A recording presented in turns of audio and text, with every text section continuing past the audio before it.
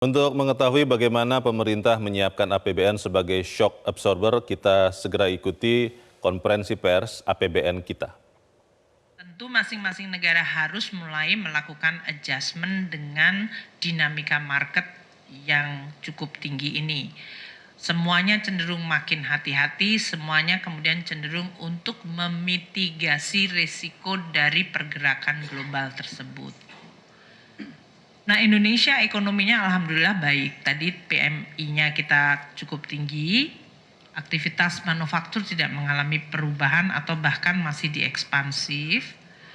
Indeks kepercayaan konsumen kita juga masih stabil di 123,8 karena tadi inflasi walaupun tadi volatile food naik tapi headline-nya masih terjaga di 3%. Spending dari konsumen kita yang diukur oleh Mandiri Spending Index masih dalam posisi kuat di 46,9 dan kalau kita lihat trennya tentu juga ini ada pengaruhnya Ramadan dan menjelang Idul Fitri. Penjualan real indeksnya juga masih di zona positif di 3,5. Tadi PMI 54,2, konsumsi listrik kita untuk bisnis juga masih positif, growth-nya di 7,5%. Meskipun di industri mengalami sedikit kontraksi, tapi saya suspek juga karena banyak hari libur menjelang Lebaran. Untuk konsumsi semen sesudah 2 bulan yang lalu melonjak tinggi growth-nya, pada bulan Maret ini terkoreksi di 1,9. Jadi overall masih bagus, konsumennya cukup baik, namun kita harus waspada karena beberapa mengalami koreksi. Baik ini koreksi yang sifatnya cyclical karena musiman seperti karena hari Ramadan dan hari raya, maupun koreksi yang mungkin sifatnya struktural dan jangka panjang. Ini yang harus kita waspadai. Dengan kinerja yang kita lihat tadi, konsumen yang baik, kegiatan manufaktur positif, capital dalam hal ini cukup positif dari sisi FDI atau penanaman modal. Kita prediksi untuk Q1 growth kita di 5,17%. Growth kita karena ini baru selesai di Maret ya. Jadi Januari, Maret kita perkirakan kita masih bertahan di atas 5%. Namun kita waspada terhadap turbulence global dan regional yang terjadi. Proyeksi dari Q1 berbagai lembaga kita lihat cukup bervariasi. Bloomberg, BCA itu di 5,0 dan 5,1. Goldman Sachs memprediksi slightly di bawah 5. Moody's di 4,7, Nomura lebih upbeat di 5,3 dan kita di 5,17. Untuk secara keseluruhan 1 tahun berbagai lembaga tadi sebutkan IMF prediksi tahun ini kita di 5,0, World Bank di 4,9, OECD 5,1, Bloomberg konsensus di 5,0.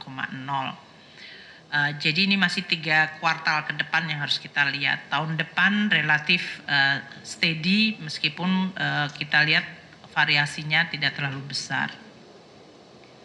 Nah ini lingkungan ekonomi yang tentu mempengaruhi pelaksanaan APBN kita, terutama nanti dari pos-pos yang memang dipengaruhi secara langsung oleh kinerja ekonomi seperti penerimaan negara.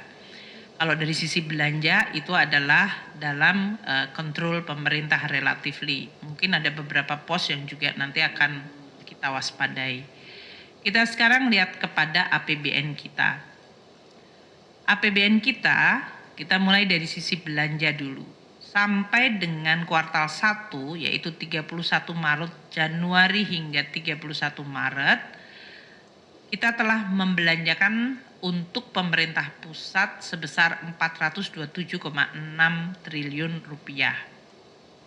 Ini adalah 17,3%. Ya, kalau ini sudah 1/4 tahun, tapi kita membelanjakannya 17,3%. Dan kalau dibandingkan tahun lalu ini kenaikan cukup signifikan, 23,1%. Ini karena tahun 2024 memang ada aktivitas yang front load seperti pemilu yang terjadi pada bulan Februari sehingga banyak sekali belanja yang cukup tinggi seperti penyelenggaraan pemilu, KPU, Bawaslu, itu semuanya terjadi di Januari, Maret. Biasanya pada tahun yang tanpa pemilu nggak ada belanja pemilu, sehingga ini mempengaruhi tadi. Kemudian juga ada beberapa bantuan sembako pangan, dan kalau kita lihat realisasi subsidi juga cukup besar, 205,4 mempengaruhi dari sisi belanja non-KL kita. Kalau kita lihat belanja kementerian lembaga berarti sudah mencapai 20,4% dari pagu, yaitu 222 triliun. Sedangkan belanja non-KL 205,4 triliun itu masih 14,9% dari pagu. Tapi faktornya berbeda. Kalau belanja KL itu didominasi oleh kementerian yang tadi menyelenggarakan pemilu, sedangkan belanja non-KL didominasi oleh belanja subsidi. Nah, tahun ini kita lihat dengan growth belanja 23,1% pasti mempengaruhi kinerja dari perekonomian yang tadi, makanya ini termasuk salah satu kontributor terhadap pertumbuhan ekonomi Q1. Jelajahi cara baru mendapatkan informasi. Download Metro TV Extend sekarang.